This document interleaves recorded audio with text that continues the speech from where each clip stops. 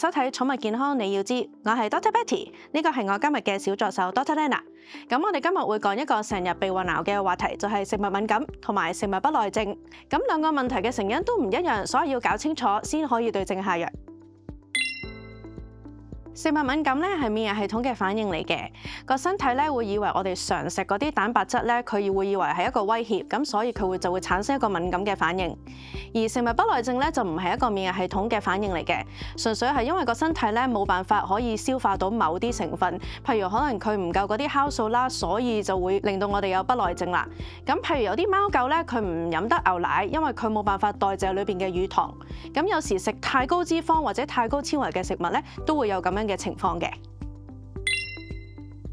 食物敏感咧就可能會引起皮膚嘅症狀多啲，咁可能佢會有拗耳仔嘅行為啦，或者個身好痕啦，會拗啦，咁可能呢啲皮膚咧你會見到會出紅疹啦、發炎啦，可能會拗到甩毛啦，咁有時咧佢哋都會有耳仔發炎啊，同埋舐手手同埋舐腳腳嘅情況嘅。而食物不耐症咧就多數咧會出現腸胃嘅病徵，可能個肚仔會唔舒服啦，可能會屙啦，可能會嘔啦，或者會有胃氣脹啊嗰啲咁樣。不過呢兩個問題咧，佢都未必會即刻咧會出現一啲好嚴重嘅病徵。譬如嗰隻狗仔唔舒服一兩日，咁個主人咧就覺得咦應該冇乜嘢喎，咁跟住佢自己又好返喎，咁就會令到主人咧誤以為唔係食物嘅問題，可能係其他嘅原因咁樣咯。咁所以如果你隻寵物咧有持續呢一個皮膚或者腸胃嘅問題，或者好似食嚟食去啲藥都食唔好嘅話，就要諗下係咪同食物有關係啦。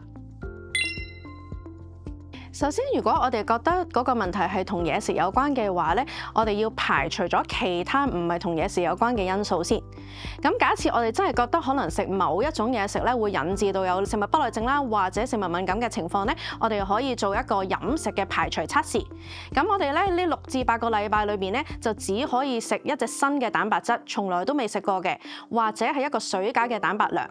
咁呢兩樣嘢咧都要持續6至8個禮拜，期間咧就唔可以食任何零食啊或者人食嘅嘢啊，咁等佢個身體唔會有任何嘅免疫系統嘅反應啊，或者唔會有任何不耐症嘅情況出現咯。如果我哋試咗呢6至8個禮拜之後咧，見嗰個病徵有改善喎，咁我哋就可以再試翻我哋原本以為咧會產生敏感或者產生唔舒服嘅嗰樣食物。如果你一食嘅時候咧，嗰啲病徵一出現啦，咁我哋就可以確診到係有食物不耐症啦，或者係食物敏感嘅情況出現啦。咁另外咧，市面上都會有啲驗血嘅測試啊，或者口水嘅測試咧，都可以幫我哋睇下隻動物有冇呢個敏感源嘅。不過咧，佢個準程度咧就冇咁高，咁所以通常我哋會試翻飲食排除嘅測試先咯。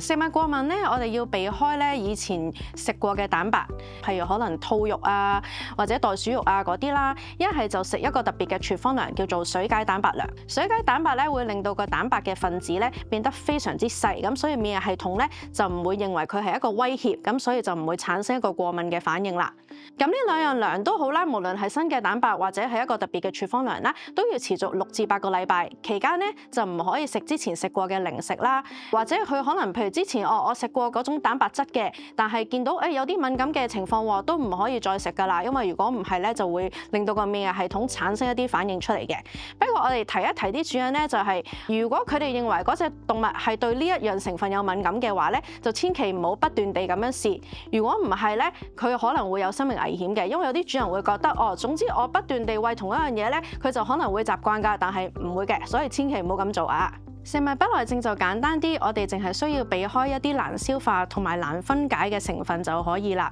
咁我哋可以選擇一啲單一蛋白或者單一碳水，令到個腸胃容易消化嘅食物啦。咁就唔好餵嗰啲牛奶啊，或者係一啲高脂肪啊或者高纖維嘅食物就可以啦。多謝大家收睇寵物健康你要知，我係 Dr. Betty， 唔好唔記得 like、subscribe 同埋 share， 了解寵物健康大小事。